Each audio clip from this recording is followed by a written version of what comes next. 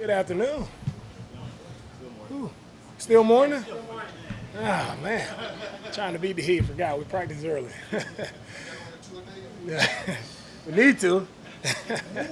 No. What was your biggest takeaway from day two, My biggest takeaway from today was very competitive on both sides of the ball. You saw, see offense making some plays there in the passing game, and Buster Run open there, and defense right really competing, making plays as well. I think the highlight of the day for me was Petrie, all right, being in a really good spot to intercept the football. Just shows just continue. He's been a guy who's been very consistent for us, no matter where we put him, what we've asked him to do. He's just my type of player. He's all over the field, always up for the challenge. Whatever the down is, like he's going to be around the football making plays, and it was evident today. Yes, you coached and played with a lot of great athletes. Is DeMeco Hunter in your top five type of guys as far as being a specimen and all those things?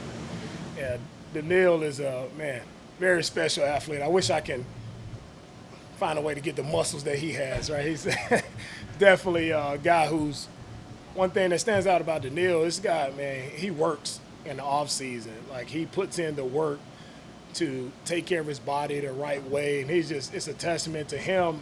And hopefully younger guys are watching just what does it take to be a guy who's in his position and the caliber of player that he is. It's like he's definitely one of the top athletes that I've seen, but not just an athlete. The guy plays with strength. He's smart, really great technician, and he's a really great teacher because he's doing a great job of teaching other defensive linemen how to use their hands properly. Yesterday you mentioned delegating this year.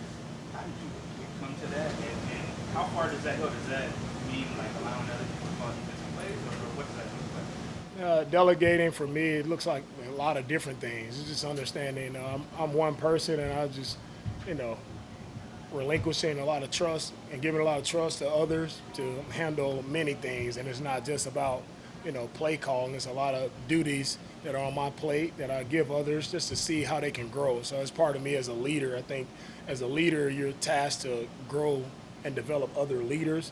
So with that, you have to put people in positions to allow them to lead. And sometimes that's stepping aside and seeing them grow and being okay with the mistakes, knowing that mistakes and things will happen, but that's how you learn from it. That's how I learned best from being in the various positions that I had. Someone gave me an opportunity to do that and allow me to fail, where I learned a lot of lessons, which allowed me to be better at what I'm doing. When do you kind of have that revelation that you kind of need to delegate more and give people a chance to, learn and make mistakes and grow from them? I don't think it was a revelation. It's something I've always knew, and seeing is just a matter of time and seeing when the right time is to do that.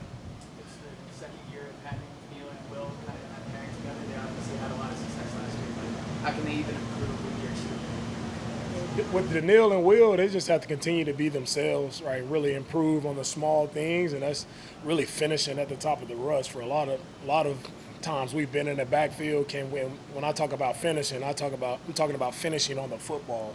Like how many fumbles can we force as opposed to just sacks? We want to take the football away to put our offense in a good spot. So can we improve in that manner with the rushing? Not just Will, Daniil, but it's all of our rushers. What do you like what you've seen from Woody Marks both in the spring and this summer thus far? Yeah, Woody he stepped in, and he's a very quiet guy, and he's efficient, right? He's a smart player. We put a lot on him, and he's handled it all really well. So I'm excited to see Woody actually put the pads on and see him go, against our guys out here, and also to see him in live action, see how he's done. But Woody's done a great job so far. Coach, what you made of what Solomon Bird's been able to do with the off-season workouts and through a couple of days of training? One more, I didn't hear the Solomon Bird, Okay. what have you been able to make of him through off-season workouts and then through a couple of days of training camp so far? Yeah, Solomon, it really started for me. I saw Solomon start to peak in our OTA practices. I saw a guy who kind of finished up how he had that last one of his reps versus Tennessee at the end of the year, where he finished up sack fumble on the quarterback. And since he came back this offseason, he's been doing a really great job. He's consistently been in the backfield. No matter who he's going against, he's done a really great job of working his technique, really getting off the football, in a violent manner, really playing faster. And that's one thing that I see from him. He's playing faster. He's not thinking. And now, he's becoming a better player because of that. And I think year two, it slows down for everybody, right? And Solomon has definitely benefited from having some experience his first year, seeing, what we expect of him. And now he's really flourishing now in camp. Coach, when you talk about balancing, the first 2 years you said those are over, and now you're moving on. How do you balance building on that, or you're still not marking on that? Yeah, for me, I understand very quickly about our first 2 years, like with the success that we had, it was great.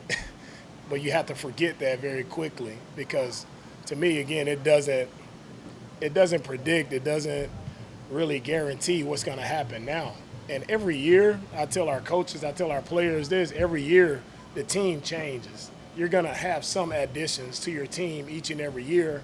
So it's all about how does that puzzle fit together? How quickly can we come together? Can we connect as a 2025 Texans? I truly believe that. So if I'm harping on what we did in 24, that won't allow me to fully commit and fully dedicate myself to building this team, this roster in a manner that we need to be to go out and be great. And it'll be a growth process, right? We won't just you don't just start off where you ended last year in the playoffs.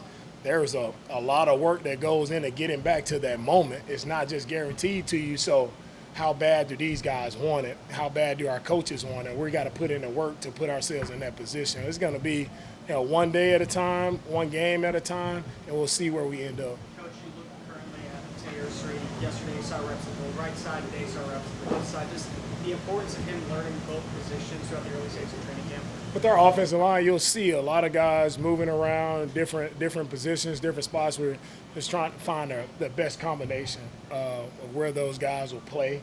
And you also know at different times of the year, sometimes you lose guys, especially at the tackle position. That's one where you have to be able to, what we call have the swing tackle, where you can play right, you can play left. Especially if you're a backup player, you're either interior player or you're playing on the edge. So you have to be able to know multiple spots. And that's one thing that a lot of people don't know about the game. We take 53 guys on our roster. You take 46 guys at a game. Like, those backup players are so valuable because it's unseen, but those guys have to know multiple spots, and they're counted on to know those spots without getting as many reps as the starters. So it's really a credit to all the guys who are backup players in the league, like knowing what's on their plate, what's expected of them when they actually get in the game and get action and get the reps. They have to be on it mentally even better than the starters. So it's a lot that's on guys' plate when you are those type of players, and I always tip my hat to guys who are in those positions. Will Anderson yesterday mentioned that he felt like he matured over this offseason. For a guy who's already seems like he's ahead of his age, how have you kind of seen that this offseason is matured? Yeah, Will is definitely, I think, mature for his age. He's always felt very mature for his age. Even our first time interviewing him on his 30 visit, like for him, he sat down in a room and he really commanded the room, had all great answers. So to see a guy like that is still in his mind, looking to grow, looking to become a better, not only player, but a better man off the field, it doesn't surprise me because that's who Will is. As a coaching staff, this year in the spring, you mentioned Justin Watson as impressive and stand out for you in the offseason. Tell me how you're seeing him here. Justin's been the same. What I like about it, he's consistent, right? Every day he shows up, he's consistent. He's exactly where he's supposed to be, getting the proper route depth, plays with great hands. He plays multiple spots, really smart player. So he's just consistent, and that's a lot to be said. That's what being a pro is about. It's about being consistent, knowing who you are, showing up every single day, and not wavering. And that's who Justin is. We'll take a couple more. Will and some of the line kind of want to go to the next up and finishing more trip sacks and that nature. But last year you guys were really good at pressure quarterback. What's kind of your how do you balance getting pressure versus getting the sacks in terms of your evaluation? I think when it comes to when you're looking at a defensive unit, right, you want to apply pressure as much as possible, right? You want to be a heavy pressure team, but to truly affect the game, and that does affect the game, but to truly change the game, like if you turn those pressures not only in the sacks but the sack fumble, that's the big play that changes the game for us. Like a lot of people have the sack stat rated very highly, but if you're pressuring the quarterback and the coverage is right and you're forcing him to throw inerrant throws, forcing the quarterback to make the bad decisions, to me that pressure can turn into interceptions. It can turn into, batted passes. So it all plays together. But it starts with just having the mindset of guys just playing together, rushing together. And then if you can get the quarterback down, we want to get the quarterback down, but most importantly, take the football away.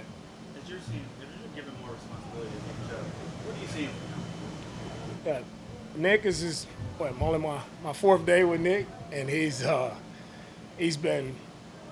everything we've asked him to do. Like he's a pro. Like Nick has been the same guy. I've always admired Nick from when he was back at Georgia playing. I mean, always admired him, and it's no different. I can see why the guy's been good in his career. Is because he's a hard worker. He doesn't say much, but he shows you by his actions. Every single day he shows up, he's ready to go. So we'll see how he continues to grow and gel with our guys. All right. Go ahead, Sam. Last one. You talked about Coach Popovich kind of focusing on the little details of the offensive line yesterday. How have you seen him lead his group so far in his first few days? Yeah, Cole has done a great job of leading. I say he's been leading with intent. He's been leading with intensity as well. Like it's the drill work. He's definitely on it. Like it all starts there for me with O-line. It's about basic fundamentals and being consistent, and Cole has done that. He's been consistent with his communication with the guys. He knows how to be intense when he needs to be intense, and he knows how to love the guys up when they need to be loved up. So he's done a great job of coaching those guys. Thank you, Coach. All right, appreciate it. Have a good day.